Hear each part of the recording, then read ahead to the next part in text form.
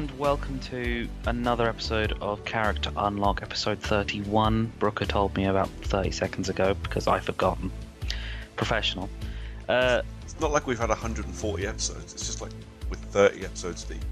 Yeah. You should be able to remember 31. Look, counting to 30 is very difficult for some people. And that voice you can hear is Andrew Brooker. How are you, buddy? I am alright, mate. I am alright. How about yourself? Yeah, I'm pretty good. I'm still pretty tired from, midnight launch 1X, but more of that later. Yeah.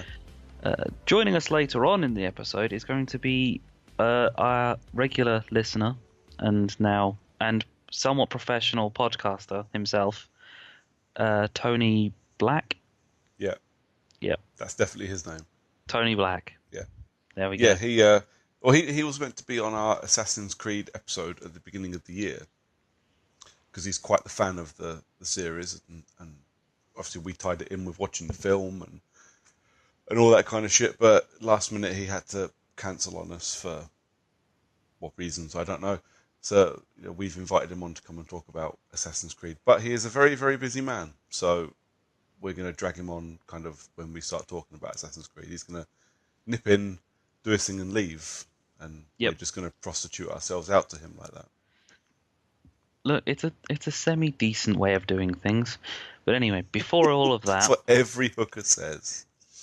I'm just paying my way through college. Exactly. Before all that, we have the news. So, what would we say? Biggest news that's come out since our last episode would be the release of the Xbox One X. Yes. So, myself and Brooker turned up to our local game store in the town centre at, what was it? You got there about probably 11:30, quarter past 11. I was there not long after. Yeah, I think I got there about 11:30 after trying to find a place that had an open place that I could get a cup of coffee from, because it was 11:30 at night. Yeah. And the last time I drank coffee that late, it was when we went to watch Kingsman, and I ended up broken the next day when... I was only a passenger in the car for EGX, but even then I was still fucking broken. Yeah. That was... you and me were not in a good state that first day of EGX because of that. Slept well, though. Yeah, very well. The only night of EGX where I slept well. So we huddled into a quite chilly town centre. It was a bit cold Monday night. It wasn't a warm night. And I don't know, man. I don't know what it felt like for you, but I thought by the time I got home, I kind of sat down and went, well, that was a little anticlimactic. Yeah, it was a little underwhelming. I've only done midnight launches, 3 times in my life? Yeah. One of which was for a Call of Duty game. Wow. I think it was actually Black Ops 1 was a midnight launch I did, and I did another one for Forza 3 actually. Wow, that's going back a bit. That was a long time ago. Forza 3, because I got the special limited edition that came with the USB stick that was only like 256 meg or something. It was like a completely useless memory stick. It was like hold could like say 3 songs and that's it. Could hold maybe a Word document. Yeah. But I have to give them credit where it's due, because a lot of people really fucking hate game. I don't know why a lot of people really fucking... Well, I do, because they're expensive, and as a company they're dicks. But actually, the guys at Game Milton Keynes are awesome. I've never had a bad dealing with them ever. No, you know what? It's a company thing. There's the company stigma of game. Yeah, they bought out the last big semi-independent retailer and then bankrupted themselves, and almost ruined gaming in this country because of it. Yeah. But brick and mortar store, I've yet to go in one where the staff aren't at least happy in the workplace. Yeah. And you can always have a laugh. I'm usually in there to, trade something in or buy something big. So you're at the counter for a few minutes instead of just, here's game and I'm off. Yeah. So, you always get good conversation out of them. They're always a laugh. They're always great. And the manager, the current manager at Game MK is a fucking character. Yeah. I have a lot of time for that dude. To be fair, after meeting the deputy manager on Monday night, I think he was a pretty fun bloke. Yes. Yeah, he was as well. Is that he was clearly running out of ideas halfway. It was like 10 to midnight, and he was expecting everything that was happening around him to have taken a lot longer than it did. So he was just thinking up things to say, Yeah. and He, we were all being really polite, so he didn't have to shout over anyone or repeat himself. yeah. It was, yeah, but it was a laugh, but it was a bit underwhelming. Have you opened your Xbox yet, at least? I've opened it, I've plugged it in, and I've actually played it. Nice, because I I've played haven't. I played one game so far, but and it's a game that I've ranted about and spoke about. It was the game that we got our first ever review code for as well. It was Mm, F1 2017. It's a game that I did not enjoy all that much to start with, and a game that I was kind of really disappointed with. But with its 1x enhancement, as it is, even on my shitty 1080p TV, I am upgrading at the end of the month.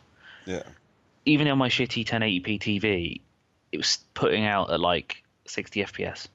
So it looked smooth, nice. which even kind of arcadey, but slightly better textures through the 1080p at 60 FPS, it looked pretty, Yeah, which is something that it wasn't before. It looked clunky and arcadey and like 1990s, 2000s Outrun in the arcade style. Bit shit. That's what it looked like before. Now it kind of looks like an okay game. Still not quite Forza realism, but what is really. yeah. No, that's fair enough. The list of Xbox One enhanced games is interesting.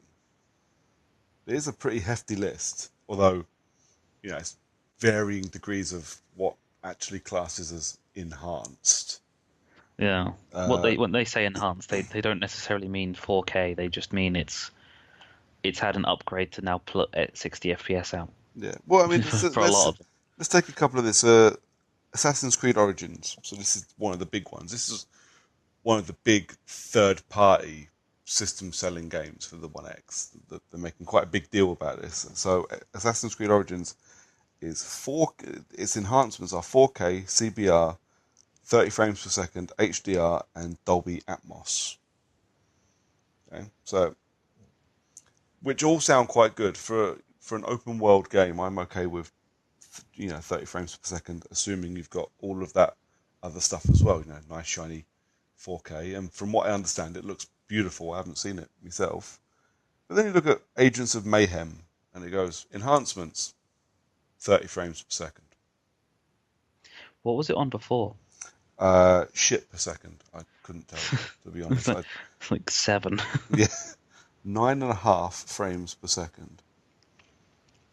But yeah, so Ooh, Agents of Mayhem has enhanced notes and references I've got on this page that I've got is you'll be seeing larger amounts of vehicles and pedestrians, wow, along with great. upping the resolution and look of the city. The game as a whole will be running at least 30 frames per second. Yeah, I mean, I think there are going to be, like I say, varying degrees of like things like because Danger Zone's on the list. The Danger Zone is a tiny little downloadable game, so to up it to 4K, I don't think is going to be that big a deal. But it's only 4K. Uh, I, the big one for me, the one I'm really excited for. Okay, and I don't know whether this waits until I've bought a 4K TV, but Gears 4 has a massive list of things that have been changed for it. So it's the campaign and horde mode have been put up to 4K 30 frames per second, while multiplayer has been put up to 4K 60, which I can imagine looking fucking gorgeous. HDR and Dolby Atmos. Mm, That will sound amazing if you've got a proper Atmos system in the house, yeah. which I don't, because a good Atmos system is a couple of £1,000, and yes, I do not have that kind of money. I'm not entirely. I'm trying to think that you can get Atmos headsets, at the very least headphones, Yeah, but I'm not entirely sure how the actual voice chat works because you're not using the controller's 3.5 mil. no, So unless you plug to the optical port, I'm guessing, on the back to a separate box, which then feeds a cable, or in some cases wirelessly, I guess, Yeah. to the headset, which plays the Dolby Atmos, and then you connect to the controller by 3.5 mil for the talking part. Yeah. Actually, that makes a lot of sense now that I think about it that way. But then you get things like Steep. Steep is apparently Xbox One X enhanced, but there's nothing on the list of enhancements. So apparently I just have to take Ubisoft's word for it. It's been enhanced, but not in a way that you want it to be. Yeah. Uh, Uh, there's a couple like Wolfenstein or Wolfenstein 2. super hot. Yeah, super hot. Titanfall 2. That's Yeah, see, I've read some bad things about that. yeah. I did read a couple of things that said it just looks and plays terrible in Xbox One enhanced mode or whatever they want to call it. Yeah, apparently 4K 60 FPS with dynamic scaling. I bet, you know what, I'm gonna go with, because 4K is that much more difficult to show off, and a lot of the games in 4K usually come out at 30 FPS instead of the 60 Yeah, for 1080p. I think a lot of the multiplayer stuff yeah, would be better playing outside of 4K. Or you don't have the resolution, obviously, but you do have the faster frame rate, and there's a time when the frame rate is going to improve, is going to be better to have than the res. yeah, It's not like HD to standard definition where people on the standard def TV can't see certain things and the HD TV can see it, like classic Call of Duty Modern Warfare 2. yeah, Where you pull out a sniper rifle, you've got a HD TV, you can see the dude's head behind the box. All they see is a blurry box. yeah. It's not going to be like that this time around because HD is already clear. It's not that much clearer, really. Okay. It's still going to look. You're going to see no extra. You're going to get no benefit from the improved resolution, but the frame rate you might. So your enhancement to 60 FPS on a game when most people on classic Xbox Ones will be sitting at 30 FPS if that. Yeah. Yeah, your frame rate might be your saving grace for running around on a Call of Duty game. Okay. Assassin's Creed 1. Yeah. I don't know.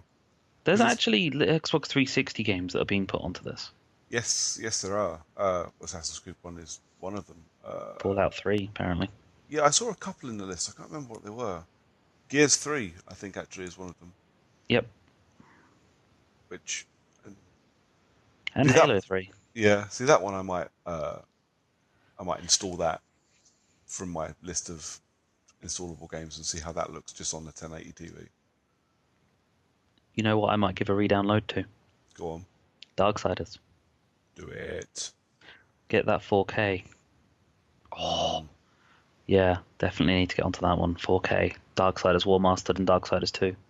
And then Darksiders 3 when I get around to it, playing it. I yeah. Well, that's next year, isn't it? was gonna say it's not gonna be when I get it. It's gonna be when I get around to playing it. Yeah. Well, I mean, to be honest, the phrase "when I get around to playing it" is pretty much going to be the basis for my game playing challenge that I'm planning for next year. Because I say that about a lot of games and they never fucking do. So, Ooh, Deus Ex. but the recent one, Yeah, Mankind Divided. cool. Bet that looks kind of pretty because there's a lot of really cinematic points to that game. See, that'd be one worth doing, but more than anything else, because I haven't played the DLC for it yet, even though I bought the version with the season pass. Another one that's listed on the enhanced, everybody's favorite hack and slash series of Dynasty Warriors. Dynasty Warriors 9 is enhanced when that comes around in like February. It's got nothing in the notes for it. No. So yeah, loads. Yeah, this is quite a big thing for Microsoft and their third party partners, I suppose. So yeah, a lot of people are putting a lot of effort into making these games look very pretty. You know, not necessarily all of them are going to be worth your time, but we were talking today about Homefront 2 is on the list of Xbox One enhanced games. I can't imagine them doing anything to that game that would make me want to pick it up ever again. I genuinely don't. I'm not even curious as to what it looks like, because it's a bag of shit, and you can't fix that bag of shit, by prettying it up, literally polishing a turd. Just no. You end up with a shiny turd. Yeah, I don't want a shiny turd. Too late now. You've got one. Yeah, apparently so. But yeah, my One X is still in the box, and as the days go by, and I look at that and go, it's still in the box that it was in when I collected it. Why did I go to the Midnight Collection? They convinced you at the time. Well, no, because they asked, and they said, you coming to the Midnight, or are you going to pick it up during the day? I was like, I'll probably come to the Midnight one, because I don't think I've ever done now one that you before. mention it. And it'd be, it could be a laugh. Here's hoping for some free shit. We got no free shit. No. But you never know. It was worth a shot. And, I was up anyway because I was playing Assassin's Creed. So. I was up anyway because I was going to the midnight show. Otherwise, I'd have been asleep like 2 hours before. Yeah, you and me both. Yeah. I think that's a 1X, mate. I think we're all 1X'd out for a bit. Yep. Until the next episode, when we will probably talk about the 1X a bit more, because we'll have actually played it some. Here's a hoping. Yeah. So, another chunk of news we've got is from, what was it, last Monday? Paris Games Week? I think it was, last Monday I think it was. Did you have a look at the trailers? Yeah, I flicked through. There's a couple of interesting things there. There's a VR title that I quite like the look of, and then after watching it for long enough, I was just thinking this game is basically just that Wii game, Yes. Red Steel. Yeah, I know the one you mean. So yeah, but this is Sony. Sony have taken this is the second year in a row they've done this as well. They've gone to Paris Games Week and put on a proper show, and shown off a lot of new stuff. Shown off proper announcements, new trailers for stuff, and we can't go through all of these today. No. There was like 40 of them. It was absolutely insane. But the cliff notes, I suppose, they announced the Destiny 2 DLC, didn't they? Yep. Which is, cinematically speaking, the exact same way they've announced every other Destiny DLC. Yeah. So that was Curse of Osiris. Yep. We got a little bit of gameplay from the new God of War. Yep. Which looked interesting.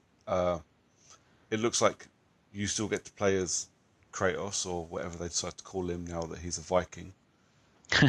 and the son in it is going to be a bit like Ellie was in The Last of Us, just kind of a side character that you'll probably get to play as for a little bit. But it did look gorgeous, even in the YouTube stream.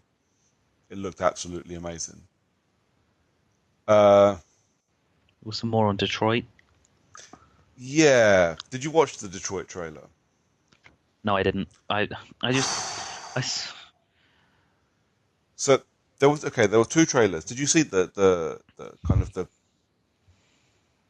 the issues that came out of Paris Games Week and Sony's thing? No. Right. So basically, the internet got very, very angry at Sony for two of its trailers. One of them was the Detroit one. Okay. And the other one was the one for The Last of Us 2. Yep. Makes sense. For different reasons, but for similar reasons at the same time. So you have to understand that this was shown online, but in an age-gated stream. I understand that it was 4:30 in the afternoon, but it was in an age-gated stream. I had to log into YouTube and say that yes, I am 18 years old, so that I could watch it. Yep, makes sense. So at that point, it's assumed that you're 18 to watch it. If you're not, well, this is your own fucking fault, because you went around the age gate so you could watch it. So the two trailers were Detroit and, like I said, The Last of Us 2. Now, the Detroit trailer, for those that don't know, Detroit's being made by Quantic Dream. So these are the guys that made Heavy Heavy Rain, Rain, and Beyond and Two Souls. yeah. And David Cage, the director or the owner or whatever of the studio, the director of the game, he sees himself as a bit of an auteur. And he likes to make very, very cinematic games to varying degrees of success. I don't think I've actually liked any of the games enough to call them worth playing. I've not finished either of those. But what was it in Indigo Prophecy? Was him as well, I believe. I didn't particularly like that either, although it was better than Heavy Rain and Beyond was actually quite fun. The story was interesting. It was just the game was a bit shit. This one is very Blade Runner. It's all about AI and you being AI, but also being, you growing to learn and do things of your own accord. I think there was a demo of it at EGX that I refused to stand in the queue to play. So apparently, one of the characters you get to play as is a robot called Kara, who, if I remember rightly, was actually the subject of David Cage's tech demo before Detroit was announced. It was Okay. basically just to show off what everything looks like and how gorgeous he can make faces. Oh, I remember that. Yeah. Yeah. So Yep. this time around, the trailer we've seen for Detroit before was like a hostage situation on a roof, and you can kill an AR, you can kill the robot, or you can not, or you can, negotiate your way out of it, and then it kind of pans out, and you have like a million screens on the screen, and it will show you all the different things that you could do. So all the different choices you had and how they might have played out. This is a similar trailer, except that instead of hostage negotiation on a rooftop, you're an AI deciding whether or not you should be protecting a little girl from her very abusive dad. Okay. It's not pleasant. Like, it's stomach-churningly bad. Now, I don't believe at all in censoring anything. I don't. And as much as I will never play Detroit now that I've seen that trailer, because stuff like that makes me physically sick. I don't find it entertaining. I don't find it something I want to partake in. I don't particularly want to be playing a game where I'm forced to decide whether or not I should be intervening. It's not how I want to spend my free time. But the people complaining about it need to fuck right off. Because that's the guy's choice. The guy's chosen to put this into his game, and if you don't want to play it, you don't have to. But the internet exploded with people complaining that, oh, this is what we call fun now. And that's where my big kind of thing comes. At no point has anyone said that Detroit is going to be fun. No. At no point do video games have to be fun. They don't have to be entertaining. If they've got a message or a story to tell, that's what they have to do. And it does kind of lead into The Last of Us. Did you watch The Last of Us 2 trailer? I did watch the Last of Us 2 trailer. God, that was nasty. Yeah, it was a bit. That was a bit much. That was nasty. Where, let's assume that everybody that's listening to this has or will watch the trailer, because it's not fucking spoiling anything by talking about a trailer. But it has a random woman having her arms laid out angel style, and someone takes a hammer to her arm, Yeah. making sure that she can't move it, or to her elbow from the Yeah. inside. So literally crippling this woman's arm. It's fucking horrible. It sounds horrible. It looks horrible. But again, this caused, there was uproar about this level of violence in video games.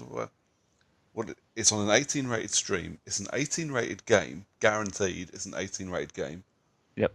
In a world that we've already spent time in and know it's fucking horrible. And I'll say it again, games don't necessarily need to be fun.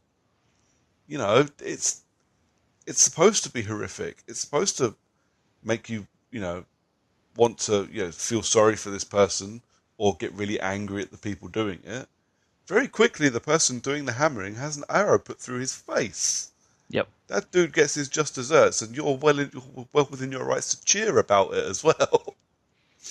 It's I understand when people don't like violence in their video games, and I understand that it is a bit jarring having these two adverts after, say, the announcement that we're getting Guacamelee 2, which, which is basically platforming multicolored silliness. But, and Sony maybe could have warned someone, warned them that all graphic images and stuff. But at the same time, we all knew that Last of Us was coming.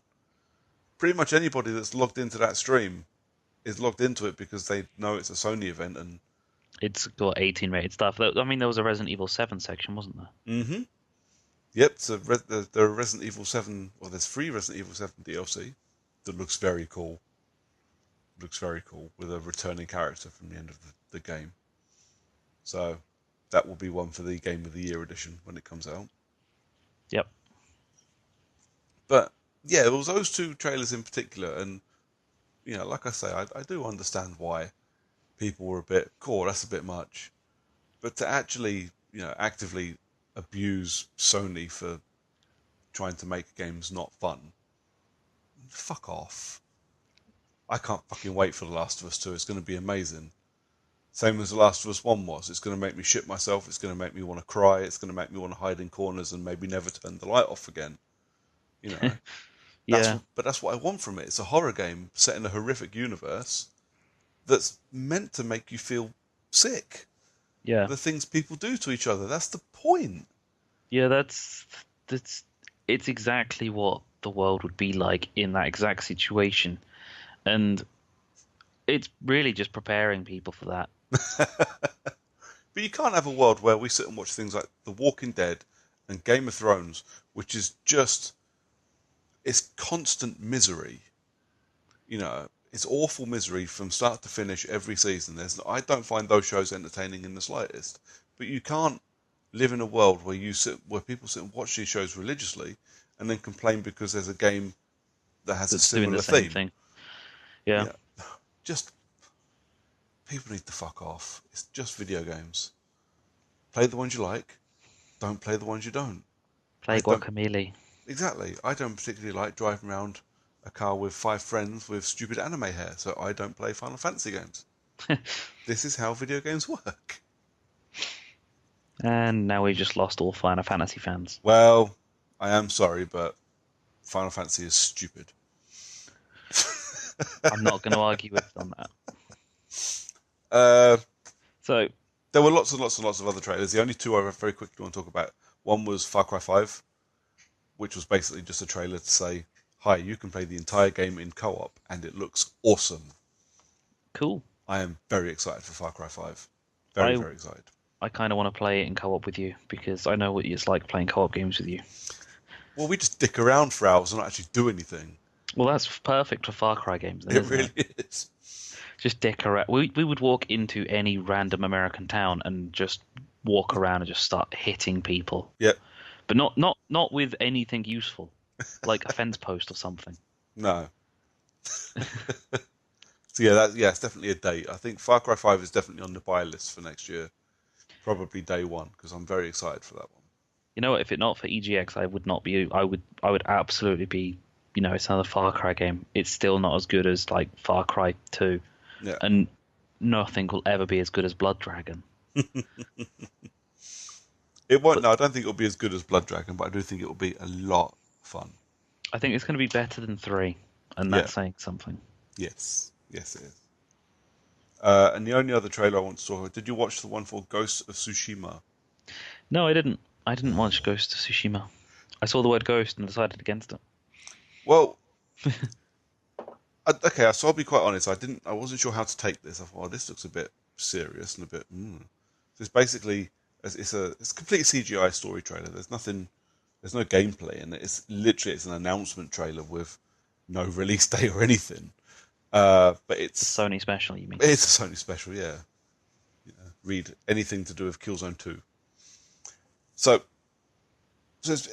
all we know is it's an open world game set in 1284, I think it said at the beginning, in Tsushima. And it looks like you play I can't tell if you're actually a samurai or if you're the ghost of a samurai, because the end of the trailer has you on fire and vanishing into the mist and then coming back. Cool. Either way, it looks like a samurai on a revenge tour of Japan, which could be a bit of a laugh. But what made it very interesting for me was right at the end, because they very cleverly kept the developer name off the front of it, so you could get excited before you saw it. And then they bring up the Sucker Punch logo. Nice. Yes, for those that don't know, Sucker Punch more recently are famous for 4 infamous games, 5 if you include the The blood thing, DLC. the Yeah. vampire thing from a couple of Yeah. years ago. Uh, Both of them are Sly Cooper and a couple of others as well. But yeah, they're infamous, and anybody that's listened to me talk about Infamous knows just how much I love those games. And a new open world game where I get to take a sword to everybody I see from the guys that made that. I'm all in. Absolutely. Sounds cool. Yeah. We shall see. Be a couple of years, I think, but yeah. But I think I'm done with my PS4 Sony love fest and my little rant about dickheads thinking all video games need to be Mario Or Guacamole. or Guacamole. Yeah. So now on to more important things, and which is that IO Interactive have pretty much confirmed that there's a new Hitman game coming. Woo! So, and everyone knows how much me and Brooks love the Hitman franchise. Oh, I really adored that latest Hitman game. I mean, I liked Absolution, but I know you did as well. But I know a lot of people really fucking hated it. But A lot of idiots hated it. yeah, but I really, really liked the new one. And a couple of months ago, when IO said they were splitting from Square, and no one quite knew what was going on with Hitman, and remember you and I both being very, oh shit, 'cause really liked that and would like more of that. If they're confirming more, absolutely. Oh, and speaking of Hitman, it's 1x enhanced. Awesome. So, If you yep, already own it as well, so if you own the season yep, 1 game, you can upgrade to the Game of the Year edition digitally for like 15 quid. nice. Which I'm not sure what you get for that. I think you get a couple of extra missions, and I think all of the elusive targets I think have been loaded into the game Yeah. for you to just play, which is good. A bit of a rip-off if you own the game which had the elusive targets to begin with, and now you pay to have them again permanently. That's a bit shady, but I'll have a Well, it's look. not. You don't. I don't think you get them again permanently. I think that you get them once each, but this time they're not time locked like they were, because Yeah, there's a lot of people out there who are now going to be buying the Hitman game and going, oh, it's missing like almost all of the content because it was locked to this week of the year yeah, 4 years ago. yeah. So I'll have a look and see what the Game of the Year edition gives you. It's 10, 15 quid. If I can get some cheap fun bucks, I wouldn't say no. No. Does anyone really say no to things that are only like 10? Well, depends on what it is. But no, Well, especially when it comes to games, for a tenner, 10, 15 quid, if it's worth it, yeah, considering I already own it, and this is an upgrade pack, and we'll see. yeah. An upgrade to play those elusive targets that you missed. Yeah, But also you get in enhanced, so you know yeah, it might be worth it just for the whatever enhancement it is, or whether it's HDR or if it's 4K or if it's just the 60 FPS. yeah, yeah. We'll see. So this is where we'll probably take us Yeah. on to going on to what we've been playing. Did you not want to talk about N7 Day? Okay, yes, Well, I that know makes this is sense. yeah. It's up there for you at least, and I know for a lot of other people, it's up there with like E3 and Tokyo Game Show, Gamescom, and all those big events that always announce something to get excited about. Yeah, N7 Day for like the last 9 years has always been something. It's always had something worth talking about. So tell me, has it had anything worth talking about this year? This year, N7 Day, or November the 7th, Mass Effect Day, as it would be. This year, N7 Day was given a week ahead.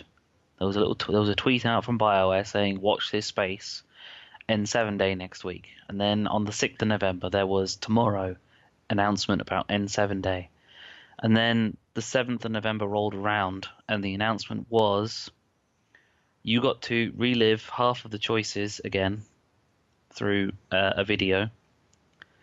And also, for the rest of the week, they've got a couple of people live streaming themselves playing through the Mass Effect trilogy. Okay.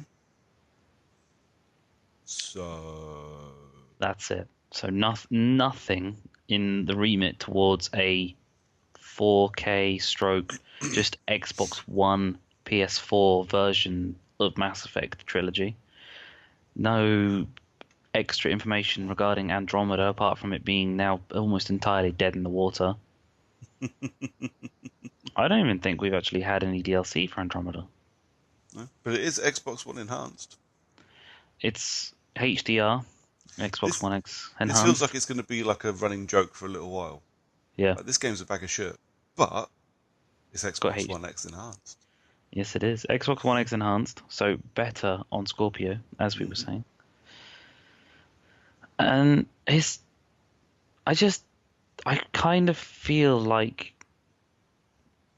BioWare have really just missed everything that the fans could possibly want Yeah. for almost the third year in a row now. Because N7 Day last year wasn't exactly impressive either. No. And for someone who's a massive fan of Mass Effect, I'm sick of it. I'm getting a bit sick of being mistreated by a company that I would normally throw all of my money at. Yeah. And at one point, I did actually throw all of my money out. I bought 3 copies of Mass Effect 3, I think, because to get all of the special bonus DLC and Yeah. weapon skins and weapon packs that you get, it wasn't available on every single edition of the game. There was the special N7 edition, Yeah. and then there was just the regular edition, and then there was a digital copy, all of which had different weapons that you couldn't get on any. No single one of them had all of those upgrades and weapon packs. No. There was one that was exclusive pretty much to the standard disc based one. So I bought that as well as the fucking N7 collector's edition just so I could get everything. So, So, are we hoping that when EA finally dick BioWare over like we know they're going to, they fuck off on their own and do something worthwhile? yeah, I'm thinking that at some point after Anthem gets pushed out, and it turns out to not be the Destiny killer that everyone was thinking it was going to be, Yeah. or it ends up being just another shit shooter stroke RPG. Yeah. A big old open world game that was apparently you could fly around in exosuits like Iron Man, and then it turns out that that's not even remotely close to what the game's going to really be like, and it turns out being basically Lost Planet. Oh God, I hope it doesn't do that. And then they just close down BioWare No. because EA are like that, and they'll just close everything down. Unfortunately, the last time we got games from an ex-EA dev that everybody loved, it was the guys that were Criterion who then make Dangerous Golf and then Danger Zone. So I'm not holding my breath for quality out of any studio that comes out of ex-EA studio people, I suppose. but But they do need to be free of EA and be allowed to do their own thing. I don't think they will ever make every Mass Effect fan happy because they will never be able to take Mass Effect with them. But hopefully Mass Effect fans can kind of get over it. Sounds harsh, but get over Mass Effect and get over the fact that EA have fucked it up and find another game to hold on to. yeah, I mean, there's Knights of the Old Republic, which was the previous to the Mass Effect Yeah. stuff with BioWare, but I don't mean that in a you just tough, mate. You're not going to get another game. Yeah. You know, because it's happened. To, you know, Criterion is a fucking classic example. I've been dying for a new Burnout for years, and what do I The get? I get Dangerous Golf. What the Need for Speed, fuck? whatever the fuck it was. Yeah. The Need for Speed 58. Yeah. So, you know, I don't mean it to say, oh, tough shit, you're not getting another game from your favourite developer. I hope that people that are playing these games find another game that they can latch onto for a bit. Yeah, another franchise that comes out of the woodworks that I'd love, Yeah. but I'm just trying to think. EA I think have fucked over all of their studios based on the fact that they're forcing Frostbite down everyone's throats.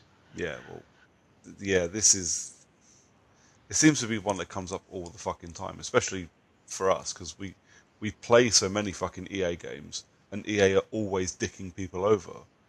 You know, Yep. it comes up on this podcast as often as Mass Effect and Destiny do. Well, yeah, I suppose. But I'm going to throw back to just on Frostbite front of it.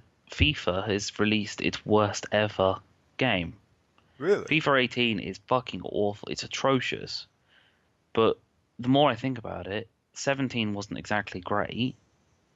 It was fun, Yeah. but it had its problems. But this is the first FIFA on Frostbite, so we'll let it off. Yeah. And this year is worse because there's problems that you can only really explain because of the engine. There's a collision system. You're running along, and a player almost will be near enough to them that they'll then magnetize to each other, hit each other, fall over, and that just completely ruins your A attack or B defense Bloody hell. because you just had one of your players who you would expect to be in a position to either A, score a goal, or B, prevent the other player from scoring a goal. Yeah. And he's not there anymore because they've just fallen over each other. But guess what? Frostbite? It's Xbox One X enhanced. Yes, it is. 4K 60 frames per second HDR, apparently. Yeah, I'd like to see what Madden is like this year with the with Frostbite because this will be their. Is this their first year in Frostbite or is this their second year in I think Frostbite? it's their second. I couldn't tell you. I Madden can't. tends to be one of those games that I hit go and then go off and make coffee while all of the fucking title screens flow through. Yeah. Because there are just so many. I know Rory McIlroy was the first Frostbite, and then they moved to FIFA. I can't remember if Madden went and all of last year's titles went to Frostbite, or if they kept the Ignite engine for those ones, just waiting for FIFA to have Frostbite, and then.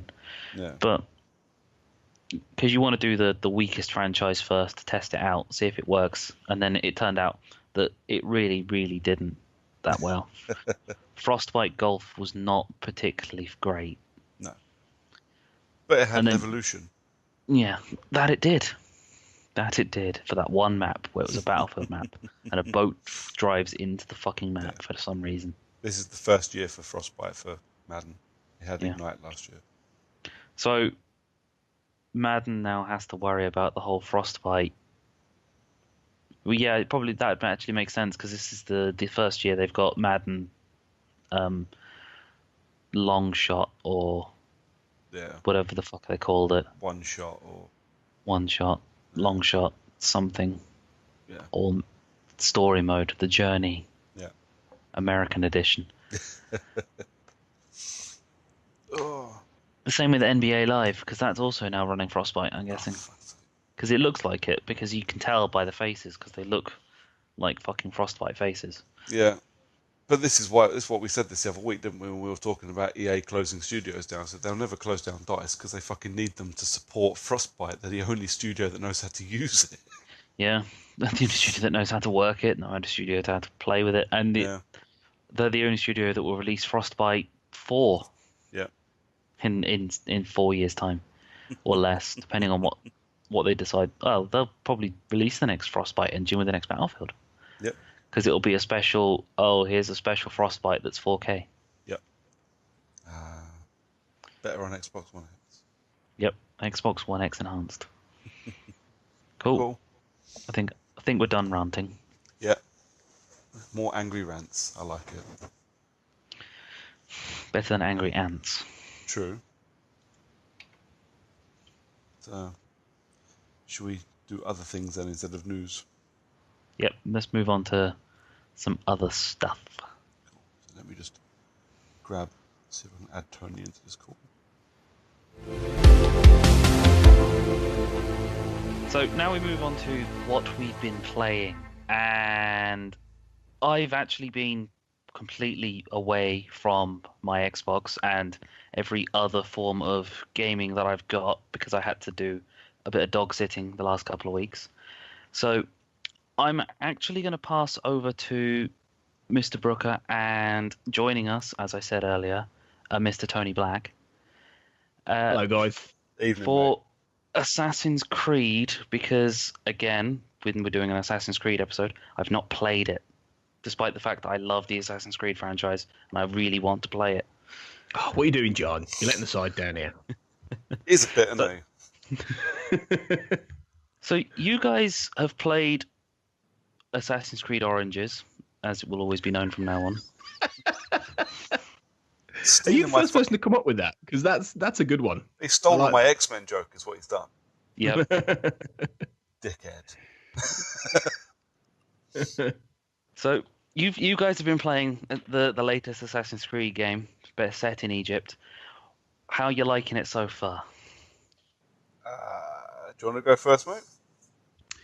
I'm actually really enjoying it. Yeah, I think it's pretty good. I think it's pretty good.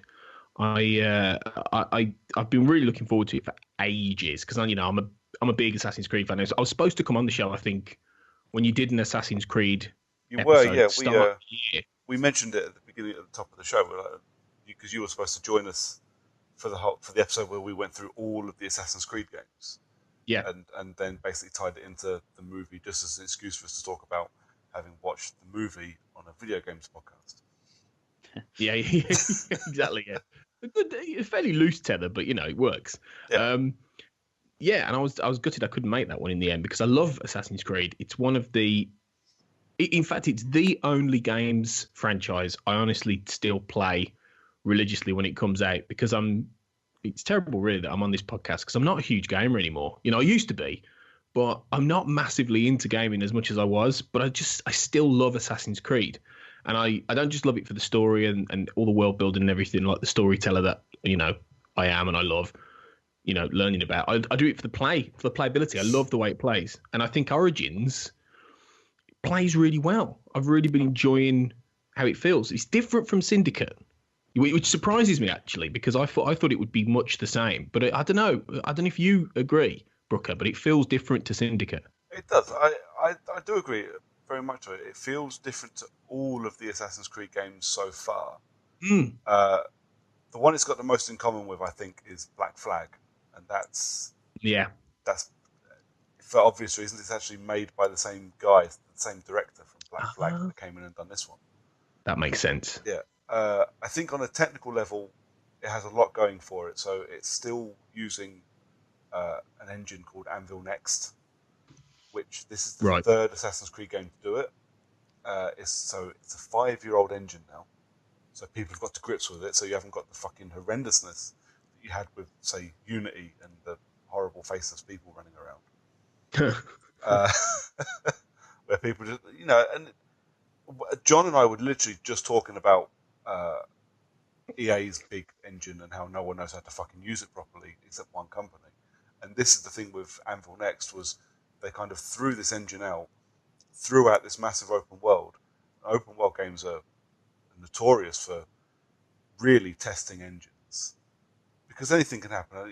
You can walk around. One of my favourite ones was I remember walking around playing the first Infamous, and randomly there was just a washing machine in the street spinning for no fucking reason. Yeah. So we're at a point where technically the teams working on this game have gotten to grips with the engine, and it shows. It really does show. I know a couple of people, a couple of podcasters, and one especially who I trust as a reviewer, has said, it's a massive glitch fest. I'm like, I haven't seen a single one. No, me neither. Not a single one. And I think, probably 15 hours in now. Right. Maybe a bit more. It has the same Assassin's Creed issues that every Assassin's Creed has. Things like when you're trying to run away and suddenly you're stuck to the side of a building and you can't fucking get up. Yeah. But overall, I think it's a massively improved game on all of the Assassin's Creed games before it. A lot of people have compared it to The Witcher. Okay. I don't suppose you've played The Witcher, have you? Witcher I 3. haven't, no. The Witcher 3 is the big one.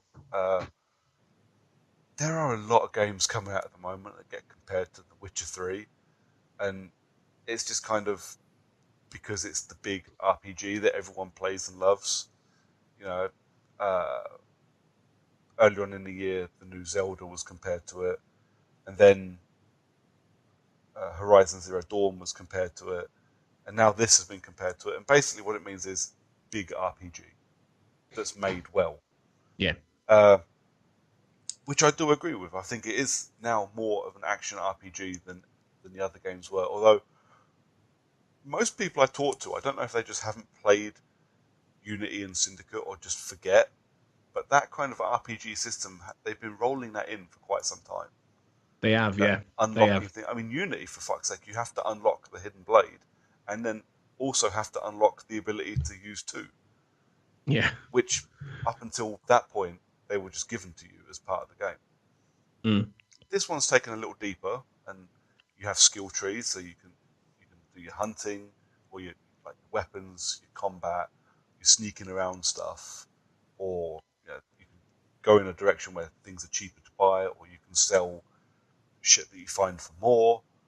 So it does have a proper RPG feeling skill tree to it this time. It feels it in places, oddly enough, a bit like Assassin's Creed 3, actually. Yes, it does. Which I think was the instigator for a lot of the the stuff that then came in later games and whatnot. And it felt like they built on that over the next bunch of games. But that was the first one that introduced hunting and skinning animals, and then using that to buy things or gain XP and things like that. And it plays a key role in this, really. I mean, but then this is the thing. This might be the first game since that one to actually have that kind of expansive world to be able to do that. In Assassin's Creed 3, you had the Americas. You had forests, you had all of this landscape. All the subsequent games since then, that Black Flag was huge. I mean, this is bigger than Black Flag, I think. Yeah. Oh, it is, definitely. But Black Flag was enormous. But obviously, the landscape of that was mainly oceans, islands, things like that. Yeah. And then, Unity and Syndicate have been pretty much city-based. Yeah. So this is a real return to that massive open world, cities, small villages, in this case, deserts, really, more than forests, I guess. But it's got a really varied ecosystem, and I haven't explored all of it yet. I'm pretty much still in the core sort of middle where you've got Alexandria, and a big lake and islands around that. I haven't really gone further, but the beauty of this game is that you can pretty much see everything that you're going to do. The landscape is incredible. I mean, I love the fact that in pretty much every shot you can see the pyramids. Yeah. I'll just sometimes stand there on top of a I mean, this is a common thing from most Assassin's Creed games, but I'll sometimes just stand there on the top of a building and do a bit of a 360 and just look at the landscapes. It's incredible. Yep. The detail. Well, this one actually has a beautiful thing that a lot of games have now, but it's the first Assassin's Creed game to have it. You can turn the HUD off completely. Really? Yep. So you can turn off all the icons on the map. All the little things that come up while you're running around, you can turn it all off. So I've done that because it makes the game look fucking gorgeous. I bet. But I actually did that. There's a sync point at the top of the biggest pyramid in Giza. And I climbed all the way to the top and synced it with no HUD on. And it just looks amazing. I'm going to try that when I get there. Sounds good. Sounds like a plan.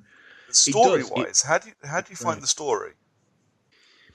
I'm interested in it. I think you can see obviously it's called Origins. It's very much about the formation of the Assassin Brotherhood, and you can see that in certain things. There's that moment where Bayek gets the first use of the hidden arm blade. Yeah. And the characters in the future actually remark then and go, "Oh my God, that was the first time the hidden blade was ever used." Yeah. It's that it's sort of eating its own history now. You know, it's sort of self-referential at the fact that these future Animus users are geeking out at all the origins of their own mythology. To be fair, I was doing the exact same thing as it was happening.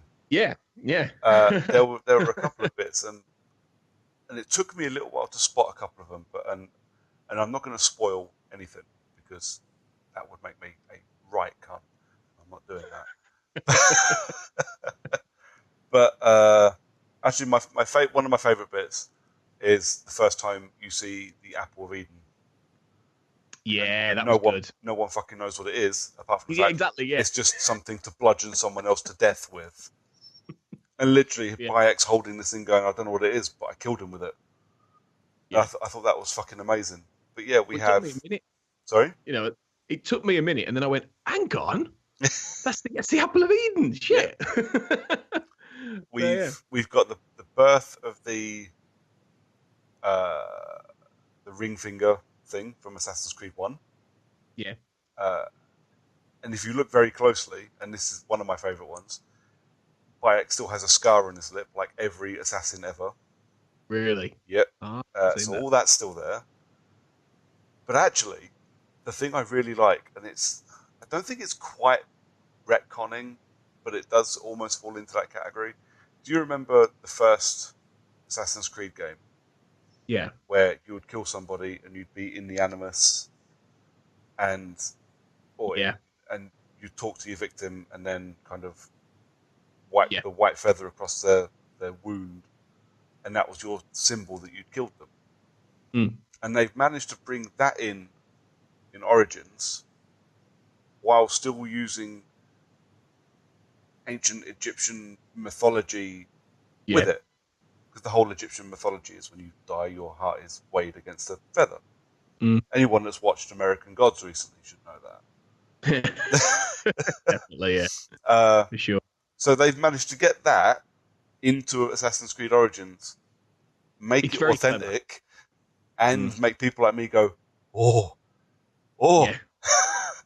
That's the thing. It isn't quite a retcon, is it? It's almost like a piece of history that we didn't know. You know, that sort of factors into, you know, that kind of Animus thing, in that this is where it sort of came from. It came from the whole idea of the Duat, the you know, the sort of limbo in between the land of the, you know, the dead and the living, you know, all the Egyptian mythology stuff, which is very, very clever, very cleverly done. It's interesting they picked this, isn't it?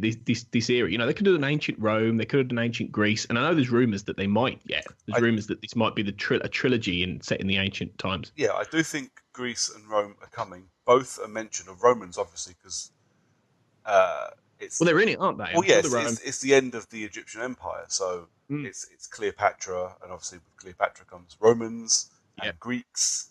So all three of those big empires are all in the same time period. So I do think we will probably see more of those two. Well, I mean, they could go further back, because stuff like the thing is, you can't go further back and call this one Origins and then still go before it. I mean, there is only a certain amount of shit I will take from Assassin's Creed, and that might cross my line. All right, I'm gonna call this now, right? Assassin's Creed Odyssey, where they go back to like the Trojan War, and they do all that stuff, which is like 1,000, 2,000 years before this. That I'm calling that right now. Who knows, Hannibal and all that stuff. Crossing the Alps, but there's lots of areas you can go into it. But I mean, I think around that, I like Bayek's story. You know, it's that you can't beat a character who's out for revenge, and you know the death of his son is particularly powerful. Motivation. They don't fuck around either, and this is really good. Assassin's Creed 2 done this almost as good, where they basically throw you straight into the revenge story. No messing around. This is your character. This guy's out for revenge. But also he's kind of a good guy.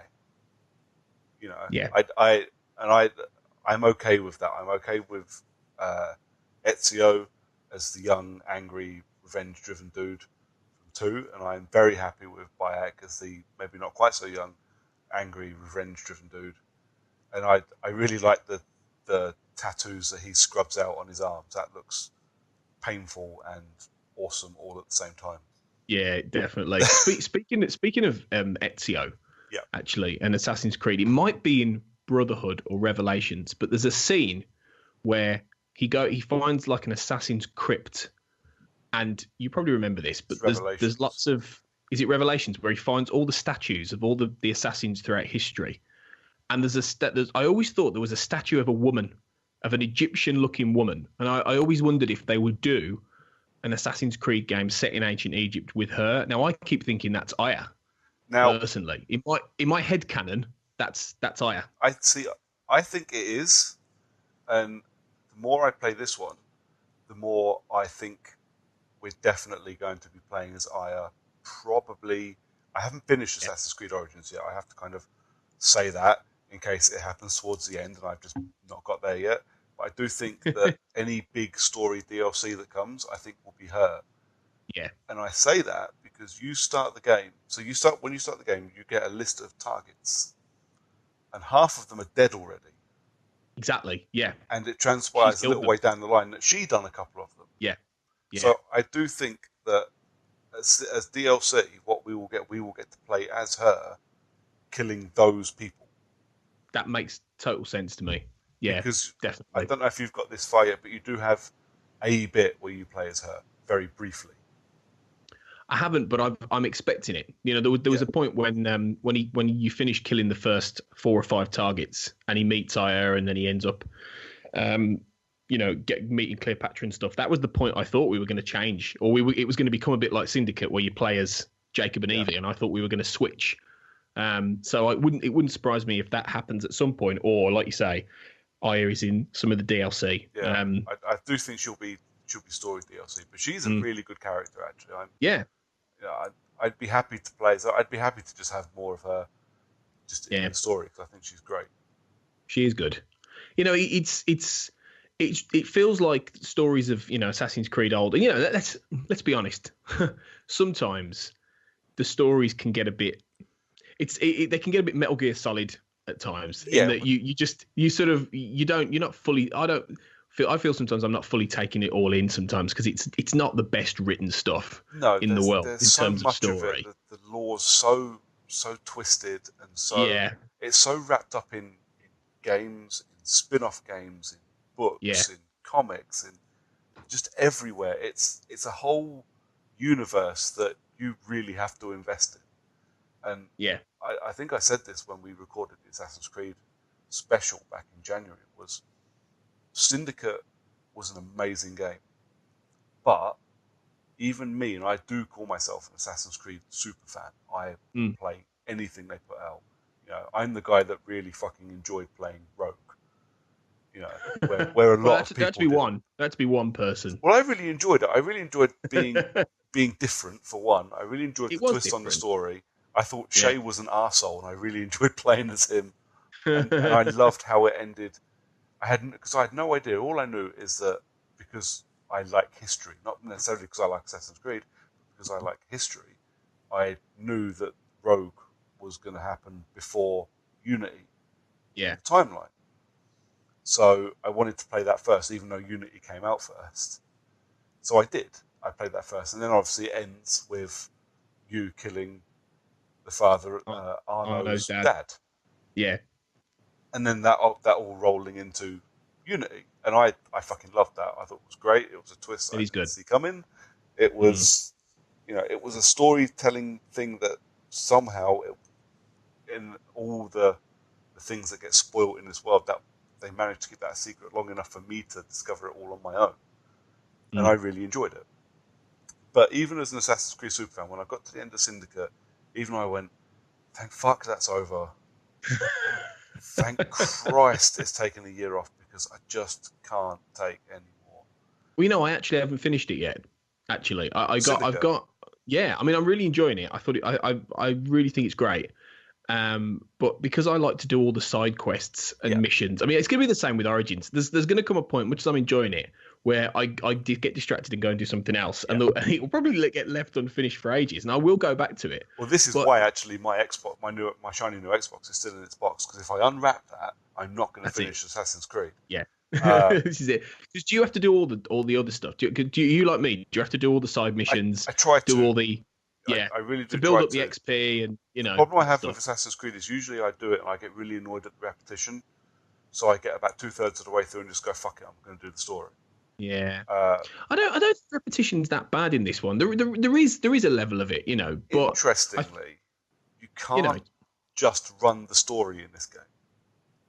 And this is classic RPG building. This is because you level and the enemies level as well. That level isn't just an arbitrary number for you to get ability points and do things.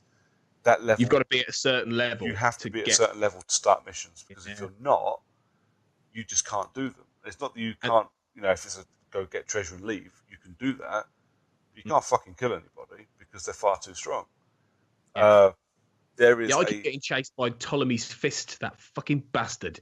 Keeps coming after me. He's like level 22 and I'm at like level 19. And he keeps following me everywhere I go. Yep. And I'm like, I can't beat you yet. Piss off. There's a mission, actually, it's the one that John played as well. When we were at EGX, they had a side mission where you have to rescue a young boy who's been beaten up by a priest. You have to go get a couple of golden statues and then come back and give the statues over and then kill a couple of guards. And in the demo that we played at EGX, it was really easy. So when I saw, I'm at this point, I'll go do that side mission. I didn't even fucking look at the levels. I just went, I know what I'm doing, I can do this. Yeah. Started the mission, and then got stuck for an hour while I tried to kill the 2 guards at the end because they were 4 levels higher than me, and I just didn't have a chance. So I actually can't just run the story, which I want to do because I wanted to have the game finished to talk about today. Yeah. But I can't. I've either got to spend like longer doing missions. Like an example I gave John while we were talking about it today was clearing a fort should take about 10 minutes. But if I'm severely under-leveled, Monday night when we were going to game, I must have spent an hour and a half in one fort just because I wasn't strong enough to do everything quickly. So you got to stealth them. I mean, I do a lot of that. You can't even do that because if you sneak up on someone that's 4 levels higher than you, even with your hidden blade, you don't kill them.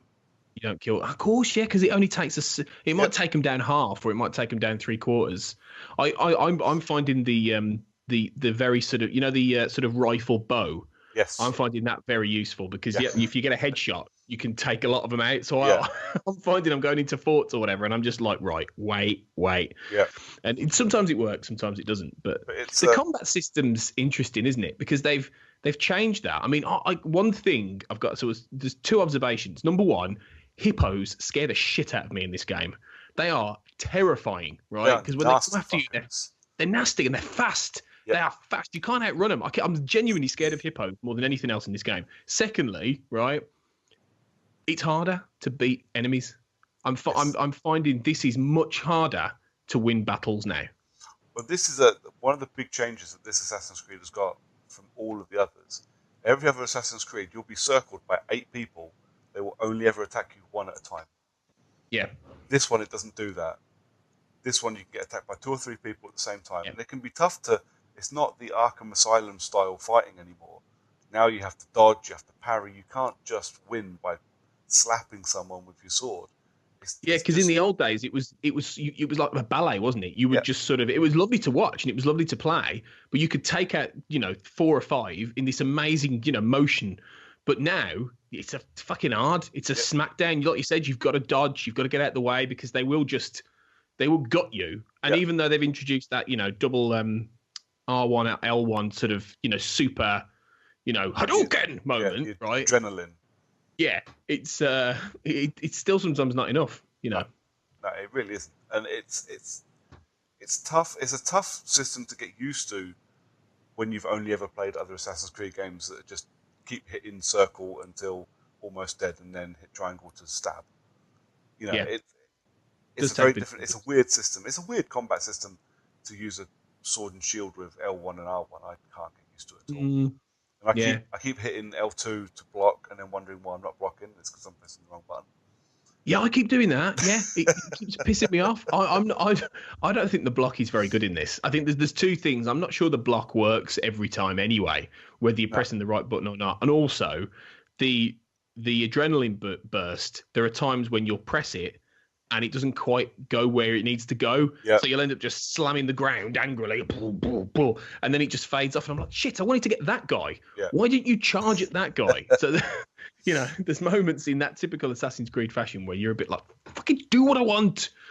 There are some, like, the combat is weird. Like, you can get It's weird.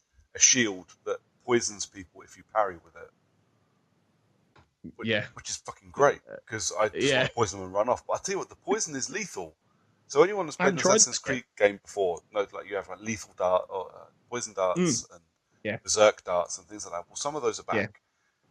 The poison darts in this, you do poison the guy, but he will walk around while he's dying and infect everybody else, which is amazing. Right. If you need to clear out a fort and you need to do it quick, just do that. Problem is, I fucked off, came back. 10 minutes later, I'd killed every civilian as well. Oh my God! All of the civilians have been put. Like, I just wiped out a town. That's messed up. Like, completely by accident. Jesus, there's moments, isn't there, when if you're going too fast on a horse or whatever, or you accidentally hit someone. But I think you get this in other games, don't you? But it says a magi is there to protect civilians. Yeah, that's the do not kill anyone. That's the Assassin's Creed thing. Like, assassins do not kill civilians, and you desynchronize if you kill civilians. Luckily, if you poison them, you don't. You're all right. I've done that a couple of times by accident now. But overall, I think it's one of the best Assassin's Creed games. Easily the best after 2 and Brotherhood. I kind of bounce between which ones I love and which ones I like. I will play all of them. Yeah. I love 2 and Brotherhood. I love 4 and Syndicate. And this one is, at the very least, in that same group of 5. And in the Assassin's Creed games, I'm genuinely loving spending time. I'd agree. I on my website, Set the Tape, shameless plug. There was a ranking. There was a ranking the Assassin's Creed games article I did, and you didn't seem very happy with it. Well, because you slated Rogue. Oh, is that why? Yeah. Oh, okay, I'm with you. I was going to ask you today. I was thinking, what was he angry about? Because I'm wondering about, because the top ones I put, I rattled off the ones you've just said. Things like number 2, Black Flag. I mean, Black Flag's my favourite. Then number 2, Syndicate, Brotherhood, all the best ones. I do. I have a real soft spot for Rogue. I think I platinumed it in like 12 hours. It was basically a story expansion. Wasn't that big, was it though? No. Yeah. I didn't pay for it. I think this is the thing for me. I won a copy of it. That's good. So it just got posted to me and I played, and then, didn't cost me a penny. So I wasn't one of these people that paid £40 for a game that only lasted 12 hours, although it's still longer than most COD campaigns. But yeah, it was. I really enjoyed Rogue, but I don't hate any of the Assassin's Creed games. No, some of them have been a bit. Like, Unity annoyed me with some of its glitching, not because of the glitching. Again, I'm used to it. It's a big open world game, but because I was actually on the QA team for Assassin's Creed Unity, and I've reported these glitches, and they were still there when the fucking game released. Yeah, that pissed me off a lot.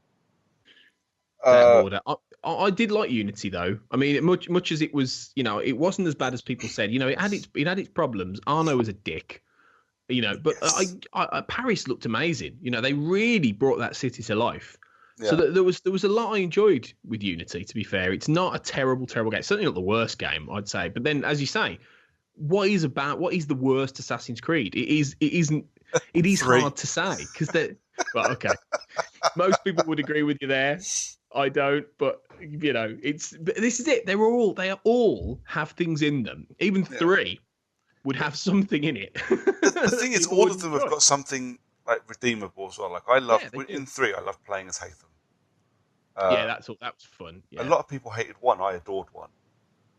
1 was great. I mean, it's a bit old and it's a bit old-fashioned now. It's old, it's dated, and it's not aged well at all. No, but I enjoyed it a lot. Everybody hated Revelations. I fucking hated Revelations, but the end of it literally brought me to tears. I loved the story. I mean, I didn't hate it at all, actually, Revelations. It's not brilliant. I got bored at tower defense bullshit. Yeah. It wasn't the story stuff, though. The way they brought Ezio and Altair together was fantastic. It was great. Yeah. Did it deserve to be a full game? I doubt it. It was a bit of a cash in. Yeah. But yeah, whereas Brotherhood wasn't. Brotherhood felt like a proper game. Yeah. And the way and Rome in that was amazing. But this has always been the thing for Assassin's Creed for me. The story's great, and I love the lore behind it. But it was always just a chance to play around in historical settings. And Yeah. Crusades. That game hadn't done the Crusades before. No. And No. I'd never had the chance to kill a pope before, or since, for that matter. Always wanted to. Yeah. But they hit on something genius with it though, because they found a way to make a modern day storyline about a futuristic, gubbins. Yeah. And they basically managed to find a way to do a time travel story without time traveling. Yep. And that's the genius of it, because it's essentially the same thing, really. Yeah. But it just happens to be, tech wizardry that means. Speaking of, I know you loved this with Origins. I loved how they managed to get the movie in the lore. I was well impressed. Yeah, I was really impressed. Ubisoft spent a small fortune getting that movie made, and it flopped. Yeah. Deservedly so, I think. I really liked it, but I did. As we've discovered, my movie taste, as much as I may love things, doesn't necessarily mean that they're good. Oscar-winning Suicide Squad. Look, Mr. League of Extraordinary Gentlemen. Yeah, right, fair enough. Okay, touche, Mr. Brooker. But I did sit there going, you know what? It would be a real shame if the next Assassin's Creed game comes out and they haven't made this a thing. You can't spend all this time, all this money, adding to the lore and then not actually using it. And especially as the fact they had in the movie, they had nods and winks to the games. Yep. There was a few in there, and I did a few squeeze watching that film. I was like, oh, that's whoever's. So the fact they've reciprocated and they've sort of included the aftermath of that film. Yep. In a way, discussing the finding a way to actually discuss their very new Animus idea without having to use it in Origins, which I think was very clever, because they would find that tricky. It's just it's very much stuff that you have to go and find. Yes. It's not on a plate for you. You've got to go and look for it. Yep. But it's there, and I that's what I love about this franchise. Just and not scroll many back do a it. week on the Character Unlocked Twitter feed, because I took pictures. Yes, I you did. I took screenshots and posted them because I thought it was fucking amazing. You did. Yeah, it was really good, really good. What would be cool is if they did some DLC games where you get to play as Aguilar. Yeah. In the Spanish Inquisition, that'd be ace. They won't. I very much doubt they would. But I'd love that. That'd be great. But talking Animus, actually, this is actually one of my favourite bits of Assassin's Creed Origins. There's hardly any Animus stuff. yeah, that's true. Actually. I don't mean that in a I really fucking hated the future bit, because I didn't for the most part. Although after Desmond dies and we're still playing with his DNA in a video games company, no. I genuinely lost all interest at that point in the stuff in the future. So this one actually, and this the future stuff is what also triggered me going, yeah, we're definitely playing as Aya in DLC. Yes, definitely. Because much like the missing sequences in Assassin's Creed 2, her DNA is not quite ready for you to use yet. But yeah, the outside of the Animus bit so far, like I say, 15 hours in-ish, I've been out of the Animus twice. Yeah, it's barely there, isn't it? For really, 5 minutes a pop. I think they know that, though. I think they're aware that that's not what people buy these games for, And since they wrapped up Desmond, they've done much less of it. They've really scaled that back to the point. Things like Black Flag, like you said, it was barely there. You just were wandering around a big factory, a big company or whatever. So it's not what they know. That's not why people do it. They want these historical places. They want these amazing landscapes. The question is, like we said, where do they go next? Do they do ancient Rome? Do they do ancient Greece? I'd love to see Imperial Japan still. That was rumored, wasn't it, for quite a while? We had a Japanese-based game in Chronicles. Okay. Maybe that'll be it then. Maybe that's because yes, it was rumored for a long time. As was Egypt, to be fair. Egypt's been a part of the comic book universe for quite a while, I think. But yeah, we had Japan in part 1, I think, of Chronicles. Right. I haven't played any of Chronicles. I own them all, and I've never played them. Yeah, I've never played them. I mean, I suppose they could still do it. I mean, I think if they had a story, I mean, all the samurai. I mean, to me, the samurai stuff, weaving all this with the assassins. I mean, it's a win. It's a slam dunk. Oh yeah. I just don't see how that could fail, really, because people still know what people know what a samurai is. They get it. Yeah. But yeah, I don't know. Where would you want to see? What would your ideal one be? Have you ever thought about it? I said for years and years and years, my ideal Assassin's Creed game would be Victorian London. Yeah. I genuinely said it for years because I would love to play in the same era as Jack the Ripper, and that's exactly what we got 2 years ago, and it was fucking great. Yeah. Yeah. But yeah, I'm just happy to keep playing good games now. Yeah. I don't care where they go. Yeah, same really. Yeah.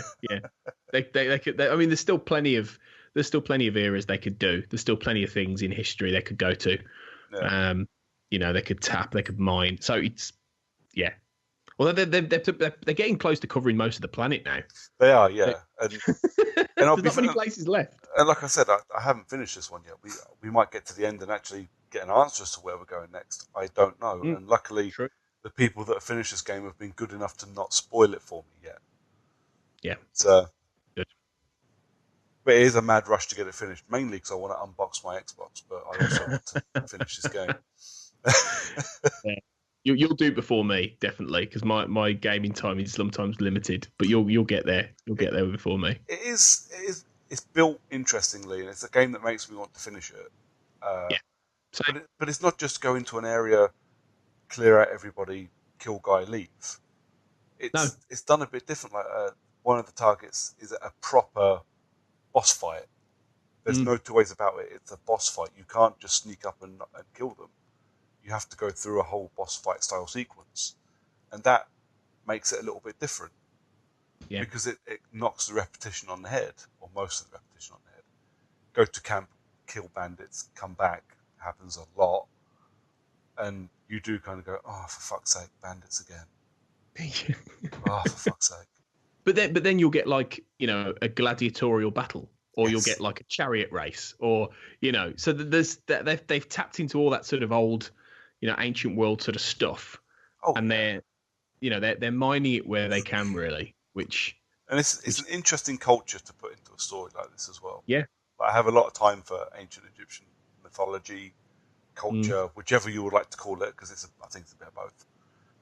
But you know what's great about it though is that it's at the end. As you mentioned this earlier, it's at the end of it, which means that even to Bayek, the first time you see Bayek, he's in this, this temple with all old ruined sort of old kingdom stuff. Even to Bayek, there's stuff that's thousands of years old, and he's like mysterious. And I think that's amazing. In that, we've gone back the furthest ever, and even he is going, "Wow, this stuff is like ancient."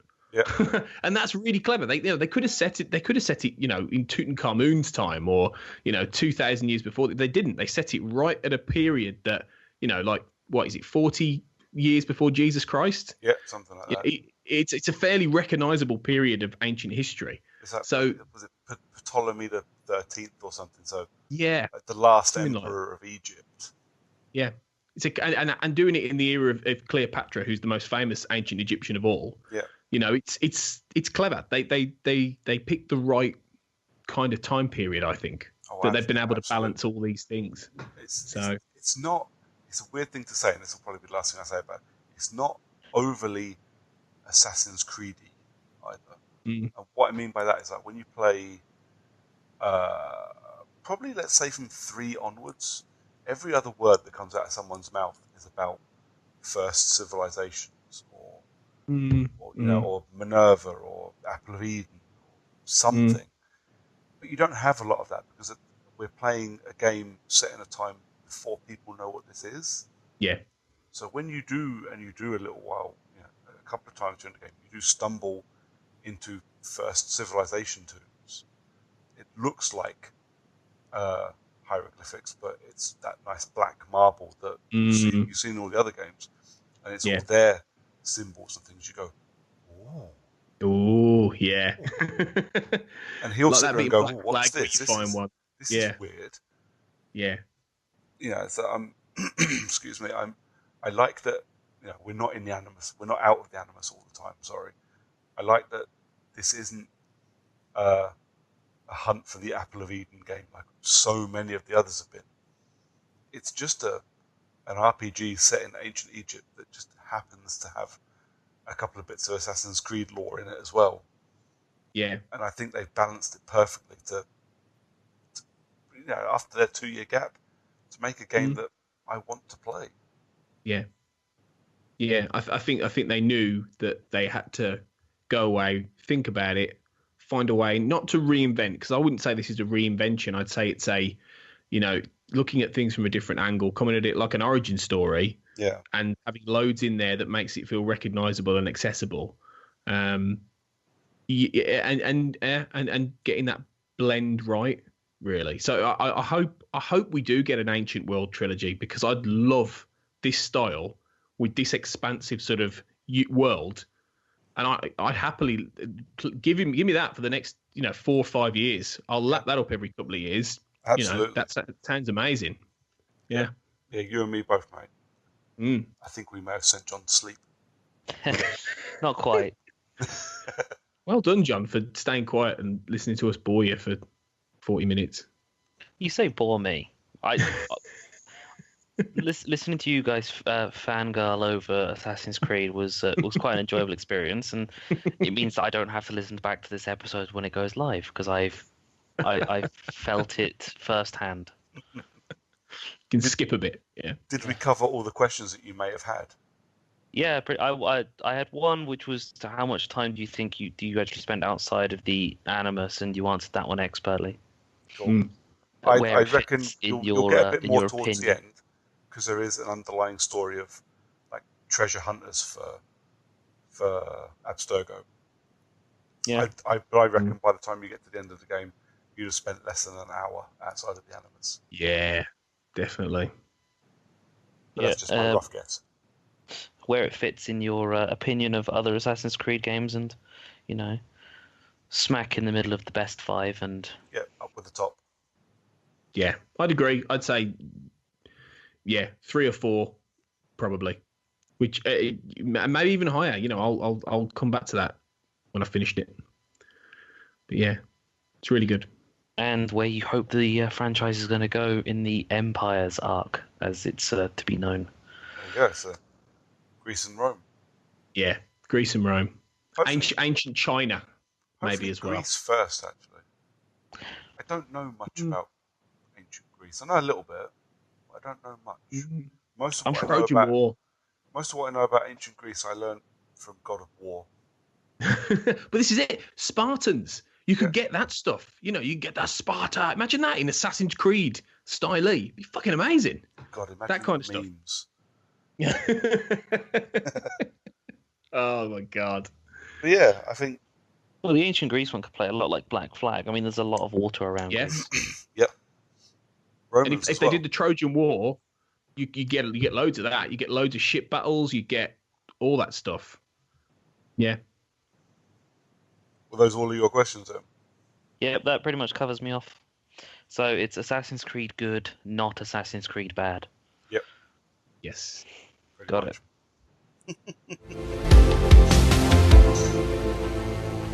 So that leaves us with recommendations, if anybody's got any. Yes, I have.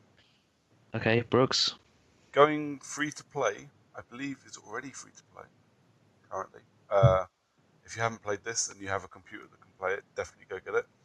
The first chapter of StarCraft 2 is now free to play, so Wings of Liberty is now free to play and is a bargain at twice the price. Tony, you mentioned earlier you're not much of a gamer, so I don't know. Is there a free game out there that you think other people should pick up, or are you just do you think Assassin's Creed's enough of a recommendation? I think it's all you need, mainly because I don't have another answer. Well, that's fair enough. I'm well prepared tonight, as you can tell. Yeah, only consummate professionals on our podcast. Now I'm the one letting the side down. Yeah, clearly. We've been letting the side down for over a year now. So. About someone else tried. Yeah. Just get Assassin's Creed, guys. Trust me. Just Trust me. got Keep it. you busy for months. It's Xbox One X enhanced. It is indeed, Brooks. It is indeed. This I'm gonna run this joke into the ground. Actually, it's one of the reasons why I haven't played it yet, because I put the disc into my Xbox One X and it then came up with, you need an update of another like 30 gigabytes. Yeah, we have to get to a point now where games just come on a hard drive.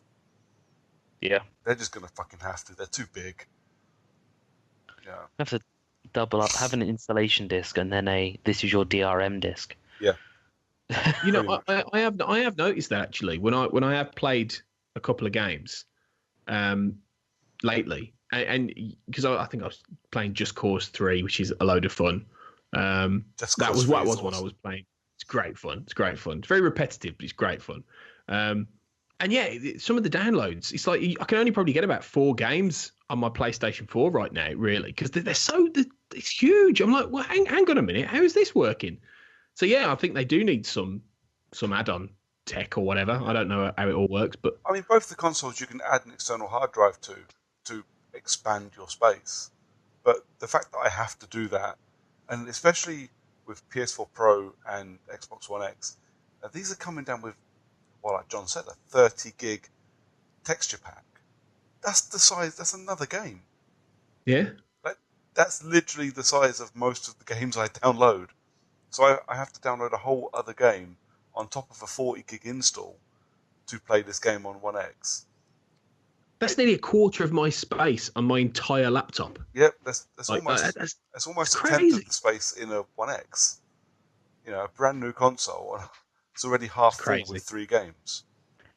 It's The Xbox One X enhanced Halo 5 Guardians is over 100 gigabytes in size. oh fuck's sake! What? That is How fucking is insane. anyone going to be able to even download that? I mean, that's crazy. That Uh, really is a just stick it in and go to bed. yep. Yeah, for But a week. 100 gigabytes in size, that's a couple of Blu-ray discs. Yep. Yeah, So we're looking at this. We need the next generation of physical media Yeah. Well, we need. because Yeah, there are it's just, several being made, have been invented, but they're just prohibitively expensive. And to be honest, I don't want them because I already spend a fortune on DVDs, then Blu-rays, now 4K Blu-rays. I don't need another one. I don't need another format. But yeah, it is. You're right. It's insane. It's a stupid amount to have to download. You know, that's like Gears is going to be massive. Chris from the same coin said, Gears 4 on One X looks as good as it does, almost as good as it does on PC. I guarantee you that's another 30 gig texture pack. That's how good it looks. yep. I can't fucking believe it. But yeah, actually, talking of, excuse me, talking of Chris from the same coin, we've done loads of episodes recently, and I keep forgetting to do shout outs. So I really need to do some shout outs because I listen to loads of podcasts, and some of them even shout us out, and I keep forgetting. Oh, So I'm a horrible fucking human being. you are. You're terrible. But there's only a couple, so my favourites, same coin, who are just amazing and funny, and I love listening to them every week. When they record a podcast, because I had like 3 weeks off, I went through withdrawal and everything. I didn't know what to do with myself with that. Last Save Loaded, who Colin listens to us, and we always get a good chat or two off of Colin on Twitter. He's a lovely, lovely man. Who else was there? Oh shit! One is talking about failed critics, because why not? Because they're the reason we're here.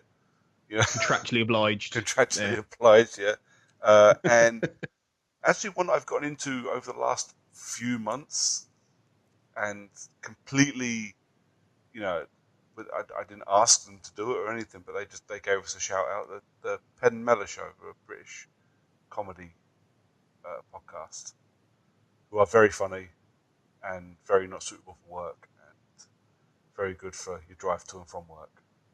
So yeah, all awesome shows, absolutely outstanding. So go and listen to any of those.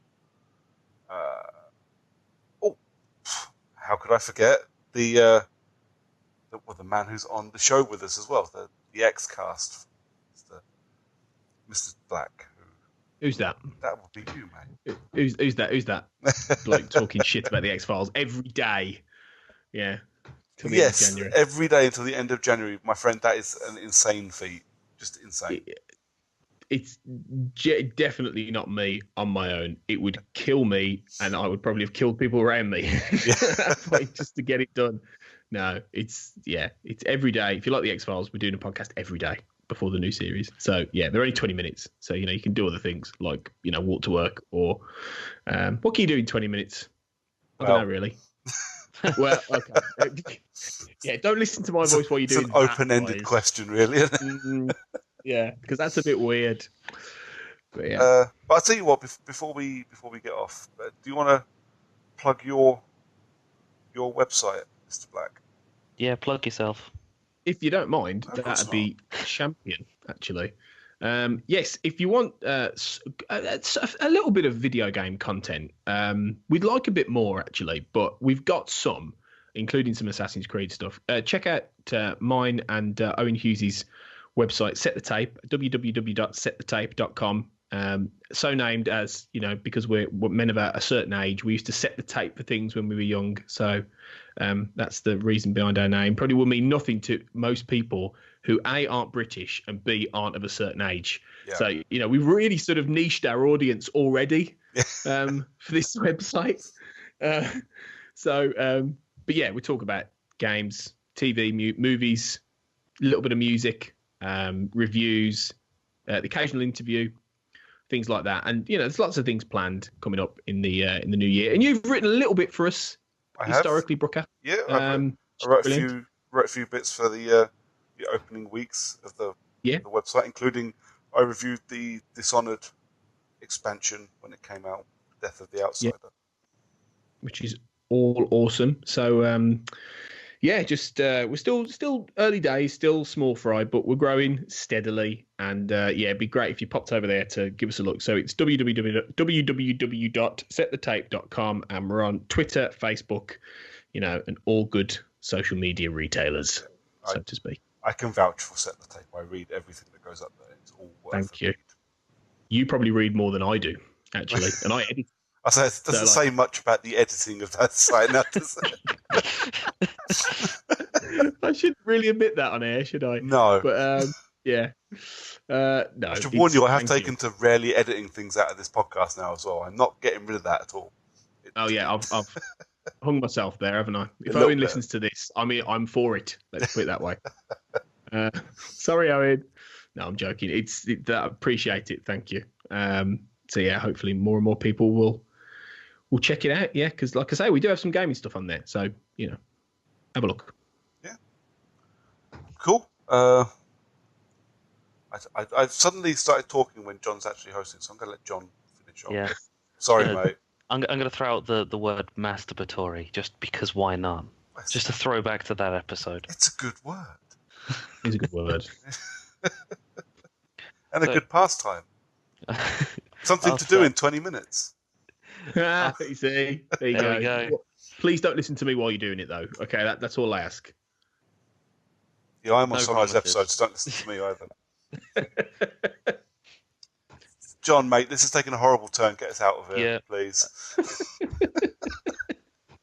Right.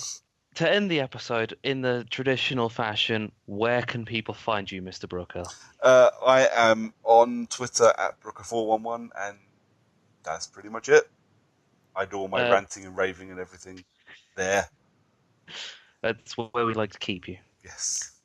Tony, I got my 280 characters today. You lot are in trouble. Ooh. Tony, you want to plug your social media side that's not just your Set the Tape side and your Xcast side? Yes, it's very simple. It's a Twitter. It's AJ Black Writer on Twitter, and it's just me arguing with me about Oscar-winning movies. Usually, yeah. Just one Oscar-winning movie in particular. But yeah, I've got 280 characters. The world is my oyster on Twitter. So what are you waiting for, guys? Yeah. And you can catch me on Twitter as the John_CU, and on Xbox Live as Long Dong Silver. It's a great name. Very good. It is a great name. Beyond that, you can catch Character Unlock on all of your chosen social media platforms of Twitter, Facebook, Instagram, and we're also on YouTube, Twitch, Mixer, Xbox Live, PlayStation, and any other MySpace, sort of Evo. place. Do we have a MySpace account? No, we do not have a fucking MySpace account. What the Why fuck? don't we? What would I do with a MySpace account? Do my own music. What is Twitch? Twitch is for game streaming. Yeah, you watch other people play games, basically. Oh, right. Okay. And you can talk to them. Literally. Have you got Amazon Prime? Yeah. Yes, you can literally, if you log into Twitch or open up Twitch and log in using your Amazon account, you have a Twitch Prime account because it's owned by Amazon. Yep. Do I? Yes. Wow. So as part of my package, I can watch other people play games? Well, you can do it anyway, but with Twitch Prime, what you don't get is ads. Oh. You can literally just go to the twitch.tv and then just watch other people play Assassin's Creed and talk to them while they're playing it. What, say things like, go left, no, back away, avoid that hippo, things like that, Pretty much, I might do that instead of playing it, maybe. Sounds more fun. If you, stick an app on your phone, because there is an app you can put on your phone, and leave the notifications on. So if let's say, for example, you subscribe to our channel, and then if we go live, it will notify you that we're streaming, and you just click on the notification, and you can see what we're playing. We are living in the future, gentlemen. We really are. Excellent. Okay, thanks. I'll look that up. That sounds good.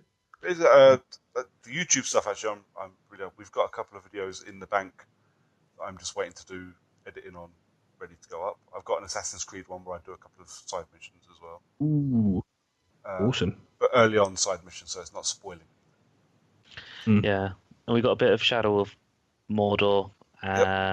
We've got a video of Brooker playing Uncharted. Yeah.